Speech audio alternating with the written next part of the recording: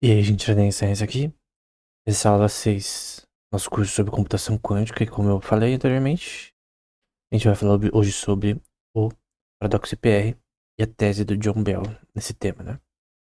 Então, só pra a gente saber onde a gente tá, eu vou até marcar com vermelho, que a gente já viu a hipótese de Planck, já viu o paradoxo IPR, já viu o algoritmo de Shor, já viu o algoritmo de Grover, eu citei até o paper do Deutsch, a gente já viu a tese do Benioff, o artigo do Feynman. Eu não coloquei ainda sobre o BB84 Protocol, que tem a ver com Quantum Key Distribution, tem a ver com é, criptografia de chave pública, só que usando tecnologia quântica. Esse protocolo aqui, esse a gente não viu ainda, a gente vai ver posteriormente, mas a gente já viu nessas partes. E agora a gente está aqui, na inequalidade de Bell. Então, em 1964. A gente não vai ver o experimento hoje do Clauser, mas a gente está aqui. Pra gente se situar, né? Bom, paper recebido em 1964, praticamente quase ninguém leu, ouviu que é interessante até o John Clauser achar esse paper. E ele vai começar falando, né? O paradoxo de Einstein, Podolsky e Rosen foi apresentado como um argumento de que a mecânica quântica não poderia ser uma teoria completa, como a gente viu anteriormente, né?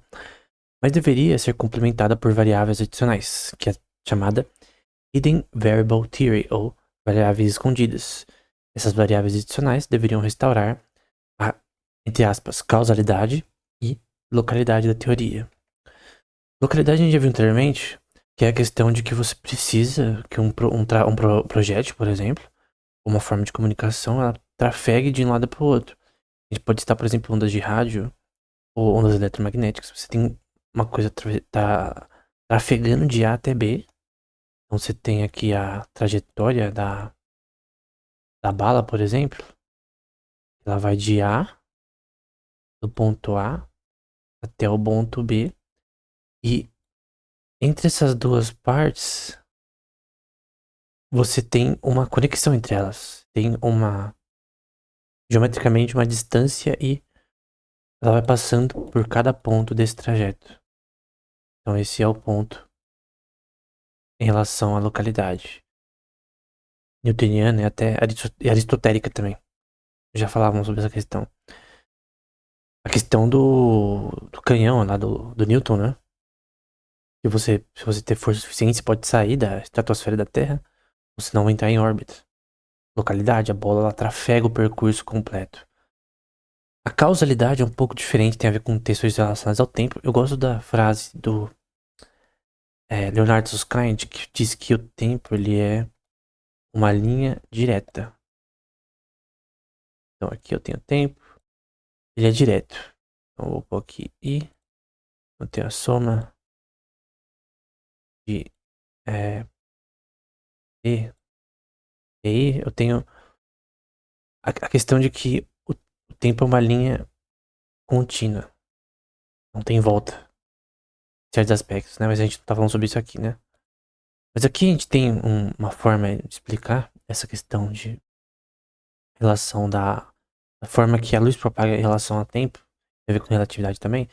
Tem a curva de espaço-tempo, tem a chamada de caminho, de path, em relação a essa representação geométrica. Você tem o passado e o futuro, um evento que acontece nesse contexto. Um buraco negro, esse sistema é distorcido pela gravidade. E essa relação por exemplo, relógios atômicos, você vê, tem essa questão de que a região do espaço onde ele está, o relógio atômico, vai fazer pequenas diferenças em relação a questões temporais. Então, gravidade e tempo são coisas relacionadas, né? Isso que é relatividade geral e é especial também. E a causalidade quer dizer que a causa deve preceder o efeito. A gente pode levantar questões aristotélicas e socráticas aqui, e até posteriores, mas a causa tem que preceder o efeito. Você não pode ter um efeito que é gerado posteriormente à causa. Então, entanglement violaria isso, né?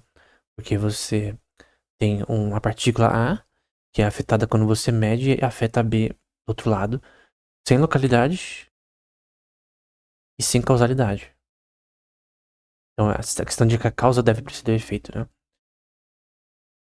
E teve tentativas anteriores de 2 papers. Um do von Neumann e um do próprio John Bell, que a gente não vai analisar aqui. Na época ainda estava em produção. Houve tentativas de demonstrar que mesmo sem tal requisito da separabilidade e localidade, nenhuma interpretação de variável oculta, variáveis escondidas, a mecânica quântica é possível. Então já tinha teorias que seria impossível. Outros físicos acreditavam que era possível ter essas variáveis escondidas. O próprio John Clauser, no documentário com relação a ele disse que ele queria aproveitar a tese da versão do Einstein-Podolsky-Rosen. Então, essa é uma parte importante. De Copenhague, talvez. Essas tentativas foram examinadas em outro lugar e consideradas insuficientes. E nessa parte aqui, ele cita os artigos. Né? O primeiro artigo, que é o terceiro que ele cita, é um livro, na verdade, do von Neumann. O von Neumann e o Benioff também escreveram um artigo sobre a lógica da computação quântica. Perdão, computação não. Da física quântica. Nem existia computação quântica na época. Mas o von Neumann e o Benioff escreveram, Benioff que eu citei anteriormente, eles escreveram um paper com relação à lógica da física quântica, que é um paper bem difícil, eu li. Até numa escola dominical de uma igreja que eu fui. Tava dando no celular, eu lembro, pela primeira vez. E eu tava esperando começar e eu tava lendo esse artigo, né, na época. E uma coisa que o von Neumann dizia já na época era a questão de contra as variáveis escondidas. Dá pra ver que esse paper é relacionado a 1955. Tem uma publicação aqui de 1937. Não sei se é de 32, enfim. Tem a versão em inglês também. Porque o John Bell ele vai dizer que a prova e que as teorias das variáveis escondidas estava errada do von Neumann era incorreta, né? Só que de uma forma bem firme, né? Tem esse paper do Jeff Bubb, que fala um pouco sobre essa questão. E ele vai falar sobre a teoria do von Neumann em si. E aí ele cita esse autor, nessa tese aqui, uma entrevista que o John Bell deu para a Magazine Omni em 1988, página 88, em que ele fala isso daqui. No entanto, a prova de von Neumann, se você realmente encarar, que tá nesse livro aqui, né? Tá nesse livro aqui. Acho que é capítulo 4, a gente vai ver ali. Desmorona em suas mãos. Não há nada de errado com ela. Não é apenas falha, é toda. Esse aqui eu já vi um professor, o Robert Sapolsky, um curso dele sobre. Era. Behavioral Biology, né? Biologia comportamental. Tem uma das partes das aulas finais que ele fala sobre questão de teorias. Tem teorias que nem estão erradas. Elas são tão erradas que nem erradas elas estão. Elas simplesmente são extremamente imbecis de tão errada. E quando uma teoria não está nem errada, né? Quer dizer que tá tudo errado, entende? E é basicamente esse conceito que o John Bell tá falando aqui. Ele vai dizer, quando você traduz as suposições dele, do von Neumann, em termos de disposição física, elas são um absurdo. Você pode me citar sobre isso. Ele tá falando aqui, você pode usar minha citação e dizer que eu disse isso. A prova de von Neumann não é apenas falsa, mas é tola, né? Foolish, o termo em inglês. Foolish soa muito maior que tola, né? Quando alguém fala foolish em inglês, é muito mais, assim, tem um impacto maior, a palavra. Então é uma teoria false and foolish. Falsa e tola. E aí o Jeffrey Bird cita o von Neumann aqui. Von Neumann falando aqui, deve-se notar que não precisamos nos aprofundar mais no mecanismo de parâmetros ocultos, né? As variáveis escondidas, uma vez que agora sabemos que os resultados estabelecidos da mecânica quântica nunca poderão ser derivados com a ajuda deles. É isso que a proposição do John Bell quer dizer, que não tem essas variáveis ocultas e essa teoria não existe, é falha. E aí ele vai dar a prova, né? Em essência aqui, eu tô citando o Jeff Bubb, ele vai dizer, ou seja, a questão é que se as probabilidades quânticas para grandezas físicas interpretadas como bibbles, né, podem ser derivadas. Uma coisa chamada média de distribuição de estados livres de dispersão. Esses estados livres têm a ver com a partícula, tá? O spin delas e tal. Associados ao estado quântico, de que essa questão de que você... essa parte é importante, até no paper do John Bell, de que você pode entender nesse contexto com relação à posição e momento da partícula, a média de distribuição dessas partículas ao longo do tempo, é impossível que tenha outros elementos associados à forma do comportamento das partículas. Então tem uma forma estatística, levando em conta esses estados livres de dispersão dos spins das partículas, das rotações, polarizações, coisas do tipo, em relação a provar que essa teoria não funciona. Não tem variáveis escondidas. E aqui eu tenho que usar minha canetinha. Vou usar essa daqui. É vermelho. Então vai dizer aqui a tese do Geoffrey Bope. Então são duas coisas aqui. A proposição 1 de von Neumann. Está nas páginas também. Na página 313 e 314. Desse livro aqui, só para eu lembrar. Ele está citando esse livro. E a segunda aqui também. São duas coisas. Eu não vou com detalhes, né, nessa parte. Mas eu quero que você guarde essa parte aqui que é o trace. Que é a soma dos eigenvalues dos elementos na diagonal de uma matriz. Em que você tem até o que é chamado de entropia de von Neumann, mas não aqui. A primeira coisa é que se uma quantidade R, de um operador R, então pode ser operadores, por exemplo, um operador A e um operador B. Finge que eu pus minúsculo esse A. Uma quantidade de uma função de R, o R é um conjunto de operadores. Então tem o R e o conjunto de operadores do R. E essa função de R com esse... que é um R, dá pra ver que os dois R são diferentes, né?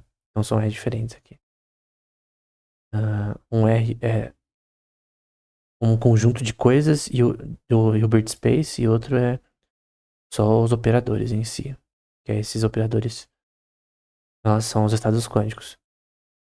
Então você tem uma função de R e uma função dos operadores. E aí, se as quantidades R e S tem operadores R e S, a quantidade também vai representar uma soma. E aí, você vai fazer com essas afirmações e também outras que ele faz anteriormente, que é a e B, que é um pouquinho mais acima. Ele vai tentar falar sobre essa questão da definição da função de valor esperado, que vai pegar o trace desses operadores. Então, como eu disse, o trace é a soma dos elementos da diagonal da função para representar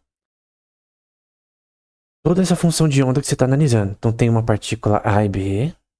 Então A até B, elas estão em entrelaçamento quântico, como descrito aqui. E você tem o trace. Vou pegar aqui o trace de tudo isso daqui. Até põe outra cor. Vai ficar claro. Então vamos por partes. Tem o trace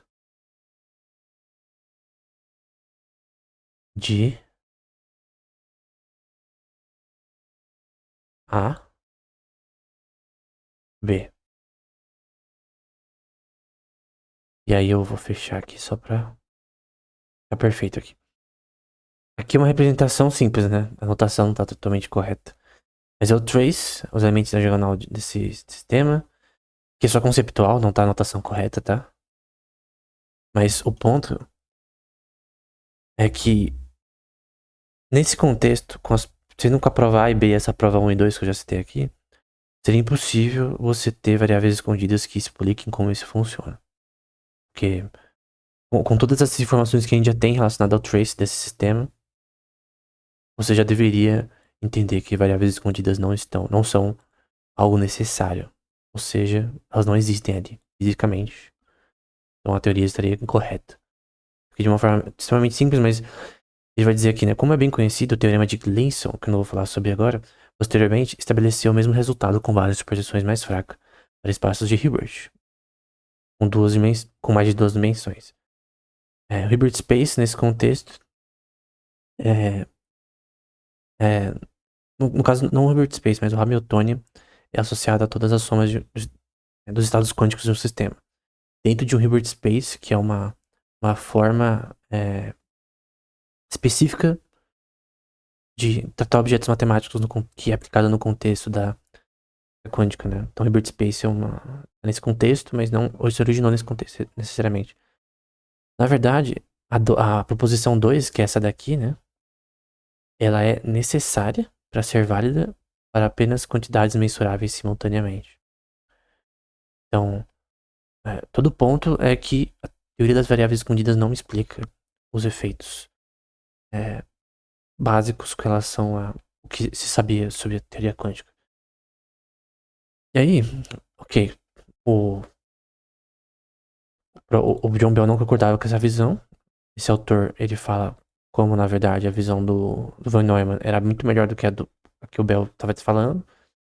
E a gente tem o paradoxo em si. Então, vai ser citado o Bohm e o Aranov aqui, e a explicação deles do experimento EPE, da teoria, né? Então, ele vai descrever aqui essa parte é importante, estados de spins, chamados singlets, movendo livremente em direções opostas, em que os spins, as rotações das partículas, é dado pela valor chamado sigma. Eu desenhei muito mal aqui. Finge que isso daqui é um belo sigma. Sigma 1 é um vetor. Rotação da partícula é o spin. E o S2, que eu vou pôr de outra cor, pra ficar mais claro. Então, sigma 2. Ok. E aí, vou pegar uma cor mais interessante. Depois disso daqui você vai ter laranja. Depois disso daqui você vai ter esse sigma. Então é um vetor vezes essa unidade de vetor. Então, spin com relação ao vetor que é a relação da partícula. Então uma coisa é a rotação com questões trigonométricas associadas. Outra questão é o componente em si, que é o vetor aqui. Eu vou colocar como roxo. Alfa, né? Vamos supor que isso aqui é um alfa. Alfa é assim, na verdade, né? Vamos melhorar esse alfa aqui só pra ficar bonitinho. Se bem que ficou pior. Finge que isso daqui é um alfa. E você vai fazer a mesma coisa pro beta. Você vai ter... Vai ser o S1, né? E aí pro B você vai ter... Então você vai ter também outro spin aqui pro S2. Outro mensuramento aqui da mesma partícula, da mesma vetor A, alfa, né? Enfim, sendo que os resultados eles vão dar mais 1 ou menos 1. Então eu vou pôr aqui em azul. Na verdade eu vou até escolher branco. Então os resultados eles vão dar mais 1 ou menos 1. Você pode representar com uma função chamada sign function. Então você pode usar essa sign function para definir essas questões, porque esses valores são ortogonais, né? Aí você pode usar essa função aqui. Ok. Vamos pegar outra cor. Aí vai dizendo, agora nós fazemos a hipótese, que parece boa para se considerar, de dois mensuramentos que acontecem em outra orientação. Vou fazer de novo, em outra orientação, vamos fazer com uma cor diferente. De um ímã que não influencia o resultado. E assim como nós podemos prever o resultado, prevendo o componente da rotação aqui, que é o sigma 2 aqui, e o mesmo componente do sigma 1. O que você quer saber é se o resultado de cada mensuramento pode ser pré-determinado. Ou seja, se você pode usar probabilidade com variáveis escondidas para saber se a posição da partícula, por exemplo, tem a partícula A. Vamos supor que o resultado foi que o spin, sigma, foi para cima. E a partícula B, o resultado da partícula foi para baixo, obviamente. Eu medi A e foi para cima, então a próxima são fótons, né? Então aqui vai dar o contrário. E o contrário vai acontecer, isso aqui se chama ortogonalidade. Então A vai ser ortogonal a B. Isso é óbvio, mas a questão é, isso daí é pré-determinado? Como funciona? E aí vai ser falado que, já que a função de onda quanto mecânica não determina o resultado do mensuramento individual, essa predeterminação implica a possibilidade de uma especificação completa desse estado, né?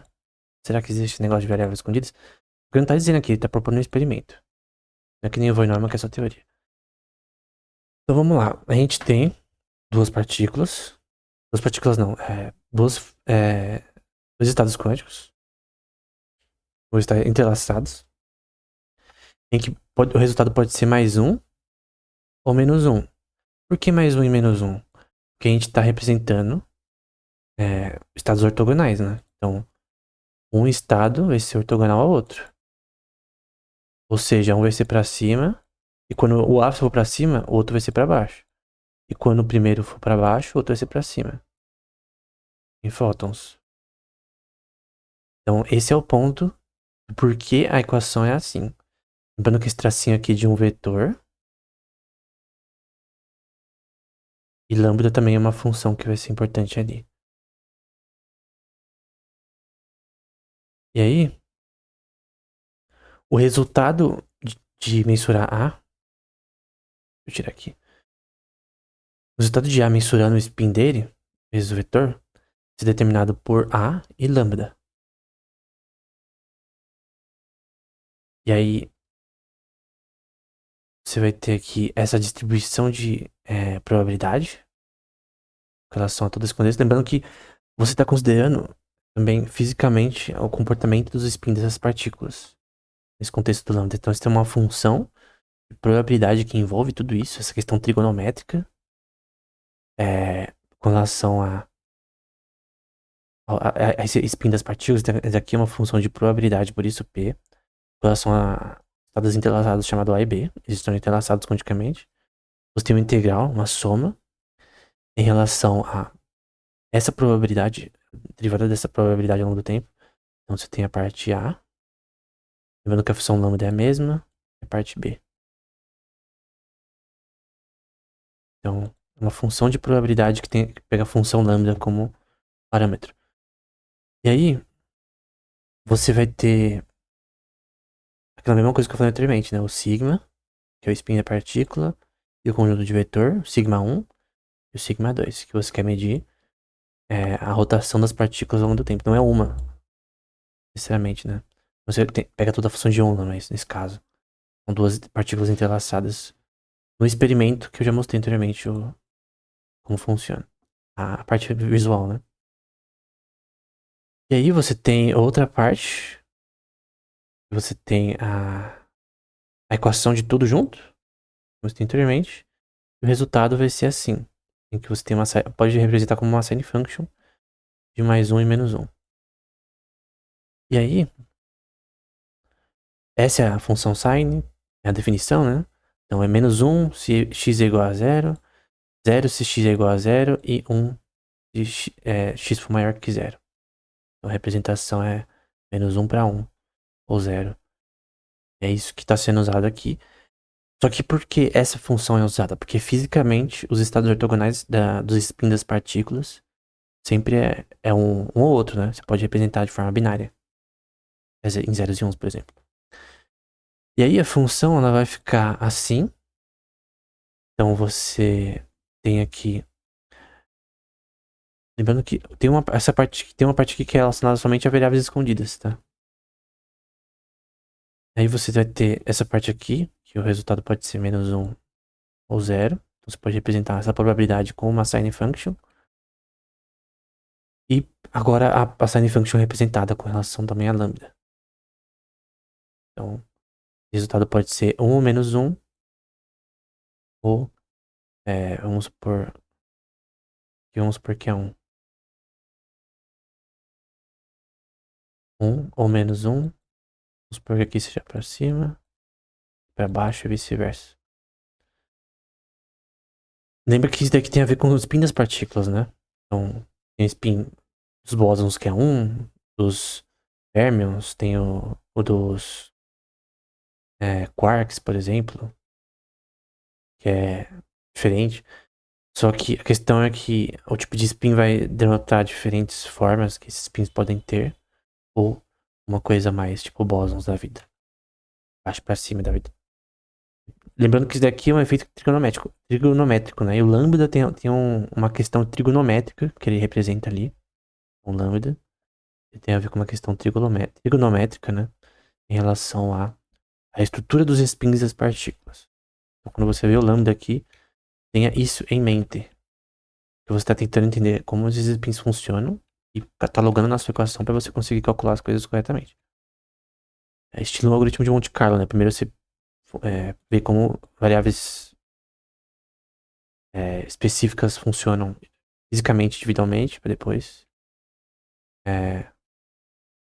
ficar na prática, né? E aí você tem essa parte que vai estar derivando a equação final. Então você tem a mesma função de antes, pegando os dois vetores em relação a essas partículas, fusão de probabilidade em relação a eles. Isso se torna uma inequalidade, né? Então isso aqui é uma função de inequalidade entre a probabilidade A e B e A e C. Esse C é uma variável introduzida aqui, a mais. E aí, no caso, você tem toda essa formulação que gera isso aqui, que é o resultado final. Tanto esse E greedy e um delta também, que ele vai usar aqui também como base. A parte final da equação. Mas o ponto é que ele quer denotar duas coisas. Duas partes. Se o experimento ele vai dar um resultado que aprova variáveis contidas ou não. Seria impossível. Então são dois resultados possíveis e em certo valor, o valor final demonstra qual teoria está certa. A de Bohr ou a de Einstein, por exemplo. Então, essa é a questão final em relação a isso. E aí, a final de todas é essa daqui, em que você vai ter um valor maior ou igual a escala de 2 menos 1, que é o valor, vai ser dirigido dessa forma aqui, em que em um certo valor, eu vou colocar 1 e 2, a teoria das variáveis escondidas. Eu vou colocar aqui hidden variables. Está correta. No outro, a completude da mecânica quântica, então vou colocar que C aqui está correta. Mas nunca as duas ao mesmo tempo. Então, o experimento sendo feito ia dar um dos resultados. E os resultados que desse ia dar essa noção, pois estava certo. E tem parâmetros físicos associados à forma que esse experimento tem para provar se tem variáveis escondidas ou não. E principalmente com relação ao princípio da cienteza de Heisenberg, seria real ou não. Você pode ver aqui, por exemplo, nessa parte, essa mesma questão. Então, dando certo valor, tá certo ou errado. Acontece que deu certo, né? A gente vai ver posteriormente em experimento de John Clauser. Vai dizer que numa teoria em que são adicionados parâmetros da mecânica quântica para determinar os resultados das medições individuais, sem alterar as previsões estatísticas, deve haver um mecanismo pelo qual a configuração de um dispositivo de medição possa influenciar a leitura de um instrumento, por mais remoto que seja. Então, se houvesse variáveis escondidas, o experimento estaria errado. Ou alguma coisa ia afetar o experimento que ia influenciar a leitura. Esse experimento do Bell é para realmente ver isso. Realmente tem alguma coisa que a gente não tá vendo que faz as partículas se comportarem dessa forma. Várias implicações para não só física, mas química, enfim. Além disso, o sinal deve propagar-se instantaneamente, de modo que tal teoria não pode ser uma variante de Lorentz. Então, se a versão de Bohr e Heisenberg estiver correta, o princípio da síntese de Heisenberg e tal, ela não é invariante de Lorentz, ou seja, ela é não local. Ela é Não tem causalidade nem localidade. Variante de Lorentz tem a ver também com a relatividade. Mas tem a ver principalmente com a questão de localidade em relação a partículas. E aí, por fim, tem essa parte que eu gosto, principalmente dessa parte aqui, ó, que tem a ver com a forma que ele escreveu esse artigo. Onde, quem ajudou ele e tal. Ele vai falar nessa parte que ele está... Agradece muito ao doutor... Isso aqui tá ruim esse negócio. Ao doutor M. Bender e J.K. Perrin por discussões sobre o problema. E o primeiro draft do paper foi escrito na Brandeis University. Pra mim, isso daqui é muito interessante também. Ver onde o negócio foi escrito e tal, qual foi o processo de escrita. Então foi escrita na Brandeis University. E também colegas da Universidade de Wisconsin ajudaram ele. Pelo interesse no tema e hospitalidade. Só que o paper não foi lido. E considerado, de certa forma, por muito tempo, por 10 anos. Então eu escrevi esse paper. Era um paper dos mais importantes da física quântica e da computação quântica. Da história. E não foi lido. Então, essa questão, né? Não é porque um paper não é citado ainda que ele não é bom. O conteúdo que importa. O conteúdo era bom, mas alguém tinha que ver esse conteúdo. Obviamente agora é citado, né? Mas naquela época não era. Então, parte muito importante. Referências também, ele cita o paper do Isaac Podolsky-Rosen, obviamente. E ele também cita o von Neumann, falando que a explicação aqui para teoria das variáveis excluídas está errada não é suficiente. E um paper que talvez a gente leia posteriormente, que é um paper que ele ainda iria publicar. Também ele é considerável insuficiente. Ele cita o Bohm e o Aronov, né? No começo. E a princípios da mecânica quântica que eu já li no passado, do Dirac. Então a gente pode marcar que a gente terminou a parte de Planck, o EPR Paradox, algoritmo de Grover, Shor. A gente terminou essa parte aqui também. De certa forma. Benioff, Feynman. E agora a gente terminou a inequalidade de Bell. Próximo passo, eu vou ver ainda qual vai ser a próxima aula. Mas talvez seja sobre o BB84 Protocol. Provavelmente não, porque ainda não terminamos sobre a história da física quântica ainda. Tem alguns pontos que são importantes, por exemplo, como nesse meio tempo aqui, ó, se eu tirar essas coisas aqui,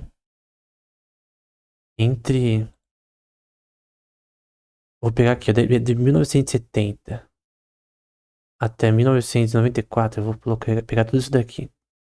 Nessa área aqui, vou marcar assim, tem coisas como teoria da não clonagem, avanços na Quantum Information Theory. Então tem várias coisas que são importantes que a gente não falou ainda. Tem que ser falado, senão não... Avanços no modelo da padrão da física. Porque muitas das coisas no modelo padrão da física, coisas em relação à física de partículas, são importantes para essas partes aqui, ó. Por exemplo, computação com fermions. Tem que saber o que é fermions, como funciona. Ver um pouco sobre a física de partículas na noção de Feynman. Os gráficos de Feynman. Então você precisa dessa parte também. Depois a gente vir até pra parte de business, né? Com as principais empresas no setor e tal. Mas é importante que a gente primeiro veja coisas como teorema da clonagem, teoremas específicos sobre limites da computação quântica e coisas do tipo, né? Que a gente não viu ainda. Então o próximo passo é esse, na verdade.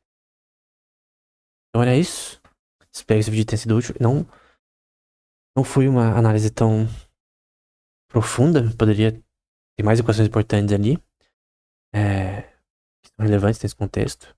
Então, coisas que são importantes para você entender esse paper. O mínimo de álgebra linear. Trigonometria. Tem que saber com relação a Bloch-Sphere, por exemplo. É importante. Então, álgebra linear, trigonometria. Saber como funcionam inequalidades. Então você tem que saber álgebra linear, obviamente. E acho que é isso, né? Assim, o paper não é difícil, mas se você não tem uma base anterior, talvez seja difícil de entender. Eu explico da melhor forma possível. Mas o ponto é que você tem primeiro entendimento de como funcionam essas partículas, derivar funções de probabilidade nesse contexto e como provar se tinham variáveis escondidas ou não no experimento que a gente vai ver posteriormente do John Clauser. Então, próximo aula, por exemplo, na verdade vai ser sobre o experimento de John Clauser. A gente vai para outros temas que a gente vê aqui. Então era isso. Se você tem alguma adição com relação a esse tema, você pode pôr nos comentários. Era isso. Até o próximo